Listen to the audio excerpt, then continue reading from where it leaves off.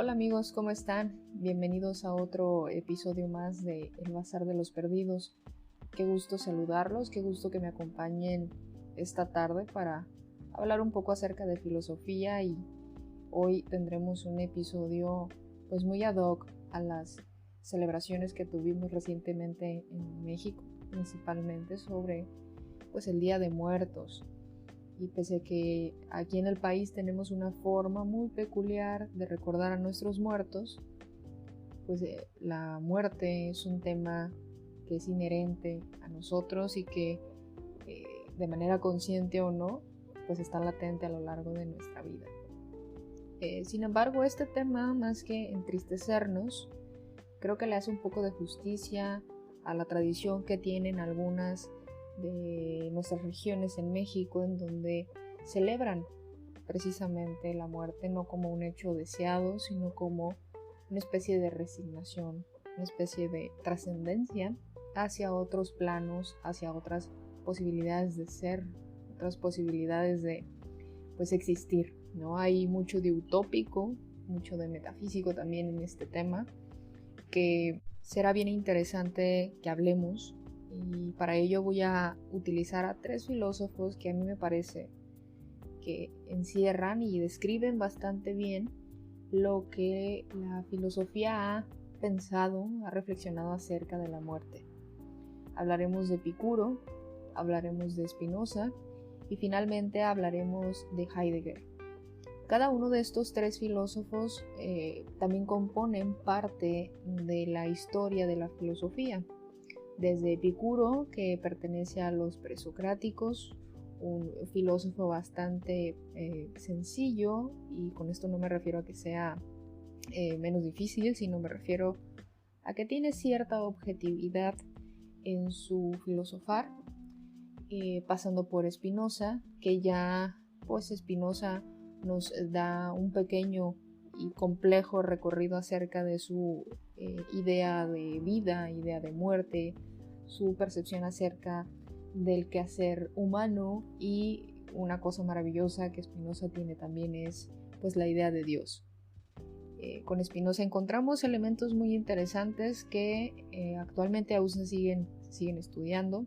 Spinoza es un filósofo al que muchos egresados de la carrera de filosofía le debemos lecturas, le debemos horas de conversaciones, porque desde mi particular punto de vista es un filósofo excepcional, un poco frío y bastante metodológico, pero finalmente me parece que encierra mucha poesía dentro de su quehacer, dentro de su reflexión. Y también históricamente Spinoza nos va a servir para hacer el quiebre, este quiebre famoso que dentro de la filosofía somos muy pues afán, ¿no?, de recalcar, que es la parte del idealismo, el racionalismo, y abre un poco también la brecha a otro tipo de corrientes filosóficas. Pero Spinoza, pese a su formación como pues, un judío exiliado de su lugar de origen, de su residencia, pues intenta hacer una especie de teología, una especie de también ciencia de la idea de Dios, no mística, no tan tradicional como se tenía y se venía manejando en la época de las cruzadas, la época pues medieval, en donde el reflexionar acerca de Dios era pues tener una fe de pronto un poco caótica. Y es precisamente esta rebeldía spinoziana la que lo llevó a que fuera expulsado de la comunidad a la que pertenecía religiosamente. Y finalmente hablaremos acerca de Heidegger. Heidegger pues ya es un tipo más moderno, siglo XX, muchas connotaciones, mucha historia alrededor de él, mucha polémica también, pero me parece que es uno de los tipos modernos que resguardaron todavía bastante, con bastante dignidad, este romanticismo que en el periodo del idealismo se perdió.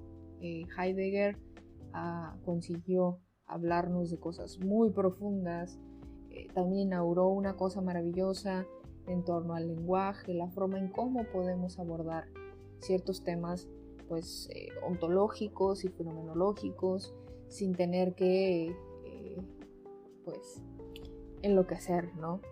Y Heidegger aportó y sigue aportando bastante al sistema lingüístico, al sistema fenomenológico, como ya lo señalaba, pero también hay una idea bastante existencialista en Heidegger sobre sí mismo, sobre su papel en el mundo, sobre su posición en el mundo, sobre la relación que tiene consigo mismo y esta idea o este sueño que muchos existencialistas tienen de más o menos encontrarle un sentido o un fundamento a la angustia de sabernos vivos, ¿no? Y ese es otro tema del cual no vamos a hablar hoy.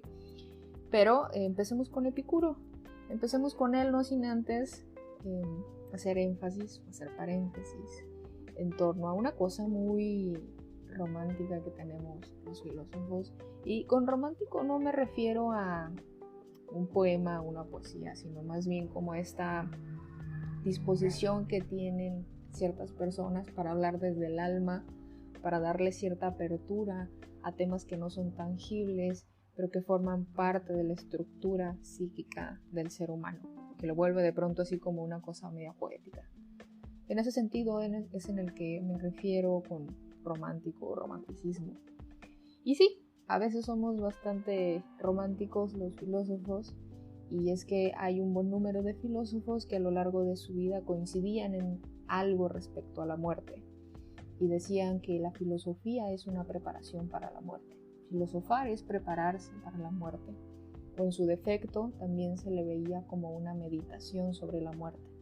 Entonces es muy curioso porque sí, solemos ser personas un poco retraídas, depresivas, melancólicas, nostálgicas, porque precisamente conforme vamos estudiando, conforme vamos asociando teoría y práctica, nos damos cuenta de que estamos develando cosas importantes, rompiendo sistemas, prejuicios, vamos creándonos una concepción más clara acerca de quién somos y qué hacemos. Entonces, sí, la filosofía puede ser una meditación sobre la muerte. Y Epicuro lo sabía, y Epicuro es un tipo que me cae bastante bien, ¿saben? Porque no se complicó, es decir, esa es una característica de los presocráticos y los socráticos, que no se complican. Quizás si no teníamos tanta ambición por utopías, y bien lo que buscábamos era ponernos de acuerdo entre nosotros mismos, entre la polis, para pues no hacernos pedazos, ¿no? Había más una conciencia de estado, de practicidad, de cosas un poco más útiles e inherentes al ser humano. Entonces Epicuro nos habla acerca de la muerte de una manera fantástica. Para muchos es un tipo que solamente te da como una especie de mejoralito ante la angustia de la muerte, pero yo creo que no, creo que Epicuro es bastante profundo. Y voy a leerles un fragmento de la carta a Meneceo, donde habla más extensamente acerca de esto. Acostúmbrate a pensar que la muerte no es nada para nosotros, porque todo bien y todo mal residen en la sensación, y la muerte es privación del sentir. Por lo tanto, el recto conocimiento de que nada es para nosotros, la muerte, hace dichosa la condición mortal de nuestra vida, no porque le añada una duración ilimitada, sino porque elimina el ansia de la inmortalidad. Nada hay, pues, temible en el vivir para quien ha comprendido rectamente que nada temible hay en el no vivir. Desde este punto de vista, Epicuro nos habla acerca de una vida plena, determinada por esta relación entre la ausencia de las preocupaciones y la búsqueda del placer para alcanzar la felicidad. Meternos con el tema del placer con Epicuro puede ser denso, y solamente lo voy a utilizar para hacer referencia a que Epicuro también nos hace constantemente una invitación a que mantengamos armonía, una armonía consistente entre el cuerpo y el alma. Epicuro nos dice que esta manía que de pronto uno puede tener por angustiarse por el momento en el que llegue nuestra muerte es insana y enferma. Lo recomendable es que a través del placer, que no es el placer por el placer, no significa que yo comiendo chocolate esté venciendo, evadiendo o burlando la muerte. Él mismo lo dice, la muerte es algo innegociable. Tarde o temprano llega y lo mejor que podemos hacer es recibirla con tranquilidad.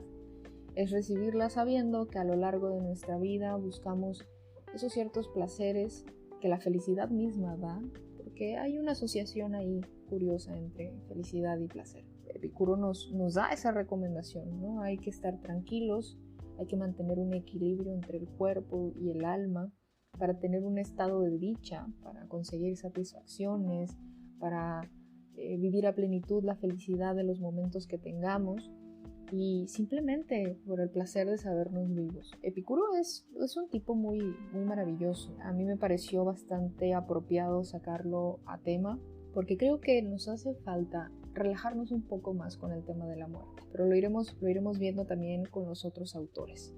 Para ello vamos a hablar de Spinoza. Y con Spinoza las cosas dejan de ser tan románticas y se empiezan a poner bastante serias, digamos que un poco nostálgicas, pero es parte de abrazar una verdad o una realidad. Hay una frase de Spinoza que dice: el morir puede ser algo diferente de volverse un cuerpo sin vida. Cuando en mis años de estudiante llevamos un seminario sobre filosofía y empezamos a ver la idea de Dios, la idea del hombre, la idea del cuerpo, la idea del universo, pues yo enloquecí de la mejor manera y me volví una spinociana de closet porque le debo mucho a Spinoza.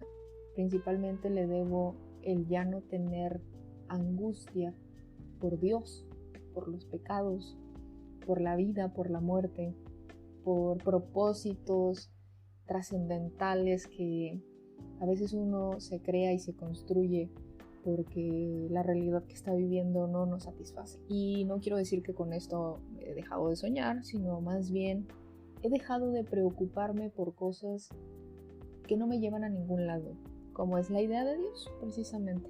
Pero en este sentido, no se puede hablar de la muerte sin pasar un poco por el tema de Dios. Entonces, en este mismo entendido, podemos decir que la muerte se puede definir en Spinoza en 3 casos. El primer caso es en donde un individuo muere cuando sucumbe a la presión del ambiente y ya no puede conservar su existencia. También habla Spinoza o entiende a la muerte como la destrucción del cuerpo. Y finalmente la entiende como la muerte que sobreviene cuando una parte del alma deja de afirmar su existencia del cuerpo. Spinoza a veces puede parecer incluso como muy versado en las ciencias, pero la lógica y hasta cierto punto el sentido común nos lleva a pensar que lo que Spinoza está diciendo, por supuesto que no es una locura, porque va convenciéndote a lo largo de la lectura. Spinoza también nos da una especie de esperanza que estoy segura que no estaba en sus intenciones darnos ningún tipo de esperanza, pero nos da una esperanza respecto a el propósito que podemos tener después de la muerte. Y esto es algo muy loco porque uno pensaría que la mayor parte de sus propósitos están y se ejercen y se construyen durante la vida.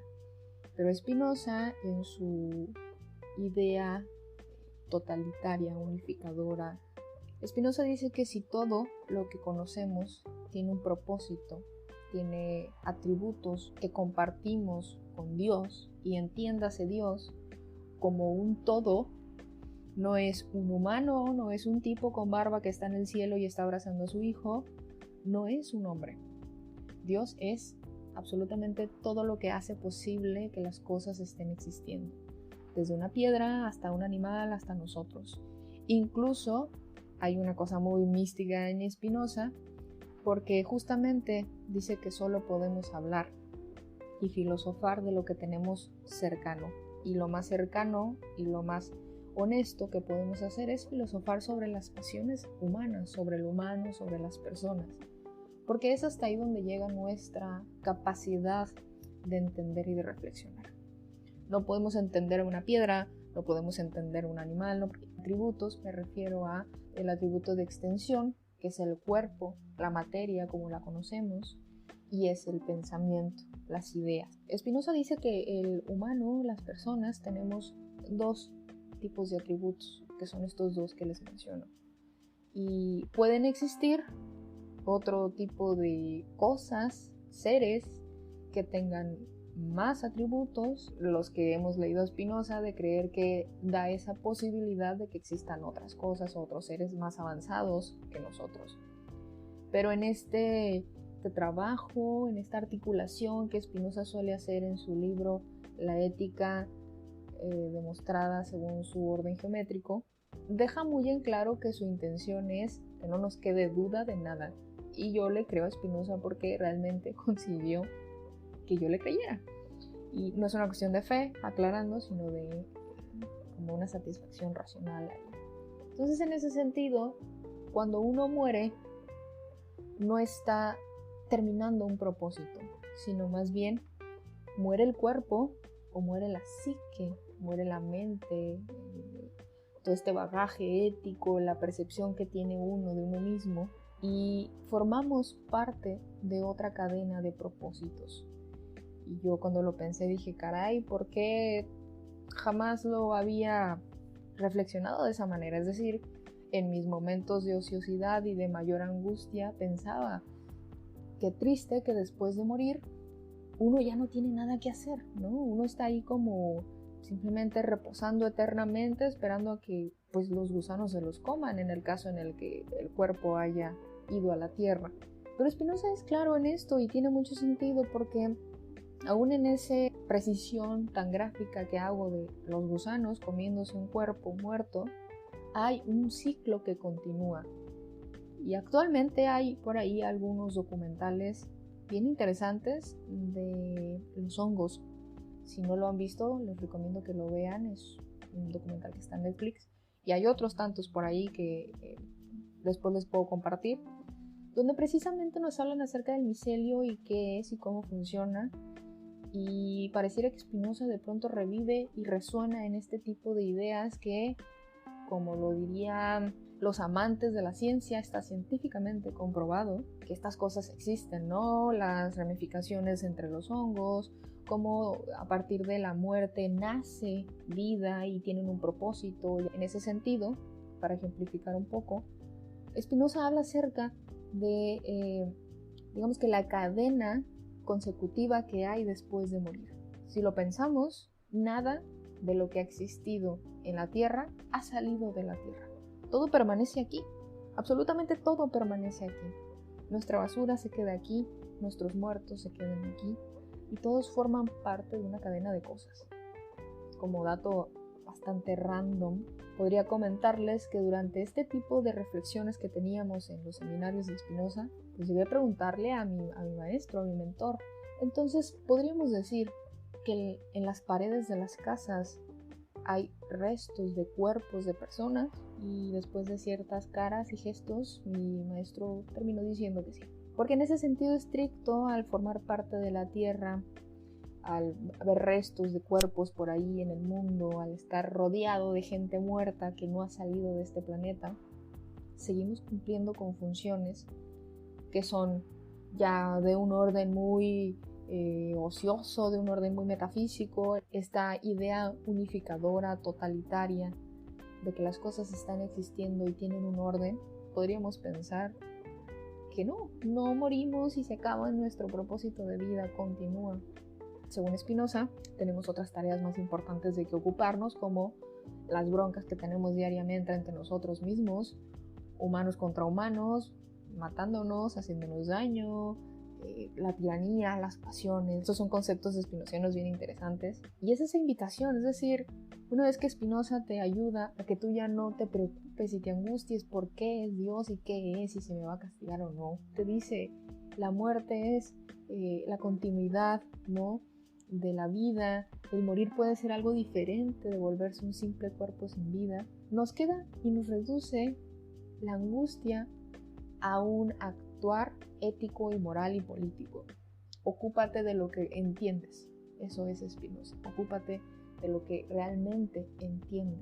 Y ocúpate de entender también este fenómeno social. Entonces, en ese sentido, para mí, Spinoza es un tipo maravilloso, que sí es muy difícil de leerlo, pero es, insisto, en ciertas líneas bastante romántico.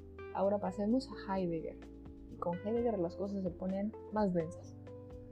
Heidegger tiene una frase que es bien interesante. Su frase dice, ser para la muerte. Es un poco áspero hablar sobre Heidegger porque tiene ciertas palabras con las que hace juegos muy interesantes y en donde de pronto uno se puede perder. Pero Heidegger tiene un concepto que es el Dasein, que en nuestra traducción más castellana y mexicanizada es el ser ahí, del cual no les voy a explicar de qué trata porque es una locura, pero bastemos en entender que el ser ahí es uno mismo, ¿no? Nosotros, nuestra existencia individual. Primer punto acerca de la muerte en Heidegger es que la muerte no puede ser vivida por nadie más que el que la padece. Todo lo que uno hace cuando un ser vivo muere son simplemente acciones empáticas que uno tiene de manera innegociable por los lazos afectivos que crea. Pero no hay algo así como una muerte compartida, ni tampoco se puede reflexionar sobre la muerte, porque la muerte, como lo decía Epicuro, pues cuando llega ya no estamos. Estamos imposibilitados y es una pretensión horrorosa intentar filosofar sobre la muerte. Es decir, no puede un muerto pensarse a sí mismo como un fenómeno del cual hay que decir algo. Lo que sí podemos hacer es hablar de la vida, cómo el hombre se angustia por este momento. Heidegger es muchas cosas dentro de la filosofía y tiene una base muy rica que es el existencialismo. Los existencialistas son tipos que pueden hacernos la vida imposible, pero también son interesantes. Y ellos están bastante preocupados por tratar de saber quiénes somos, qué hacemos, a dónde vamos, por qué pienso como pienso, soy libre, no soy libre, quién determina mi libertad, pienso por mi cuenta. Ese tipo de cosas que los existencialistas piensan y reflexionan, Heidegger lo hace, pero no se deja llevar todo este cúmulo de pasiones desbordadas de los existencialistas.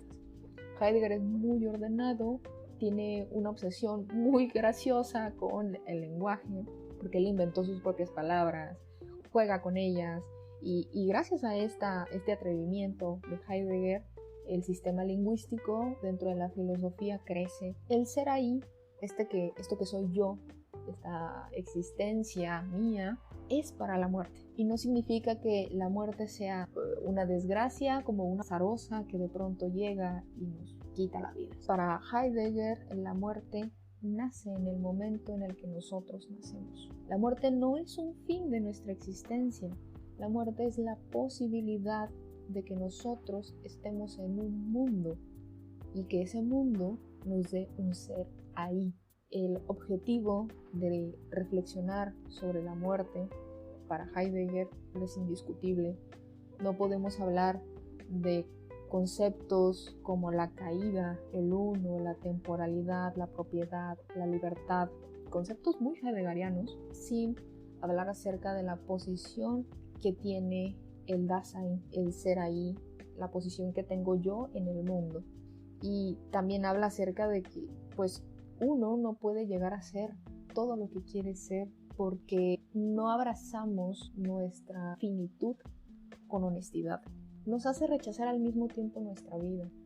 No vivimos con plenitud la vida porque creemos que la muerte es el castigo de algo extraño. Heidegger también tiene una cosa muy política, y con político no me refiero a campañas electorales, sino al quehacer de las personas dentro de una sociedad. Hace ciertas aseveraciones en torno a la muerte que nos reducen la angustia sobre ella y nos hace personas responsables y nos reformula la ética y los códigos morales que podemos tener, que nacemos al mismo tiempo en que la muerte nace, y empezar a volcarnos hacia nosotros mismos y tratar de hacer como esta especie de reflexión. El uno es un concepto muy interesante en Heidegger, que es como una bolsa en donde todos los prejuicios y las ideas que las personas tienen se vierten y las tomamos de ahí porque son las viejas confiables, no se ocupa pensar mucho, es como que lo tomas de ahí, lo usas y ya. La muerte no ocurre como un fin de nuestra existencia. La muerte nace con nosotros y en nosotros.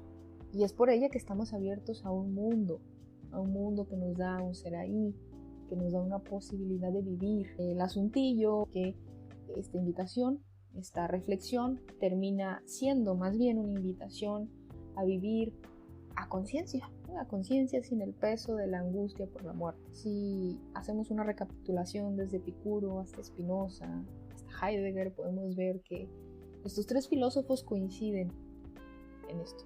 No podemos distraernos de nuestro propósito lógico de vida, que es la vida. Filosofar sobre la muerte, el hacer conscientes esta serie de prejuicios y decir verdaderamente esto es lo que yo creo, verdaderamente esto es lo que yo siento, ya es un paso grandísimo que uno puede hacer.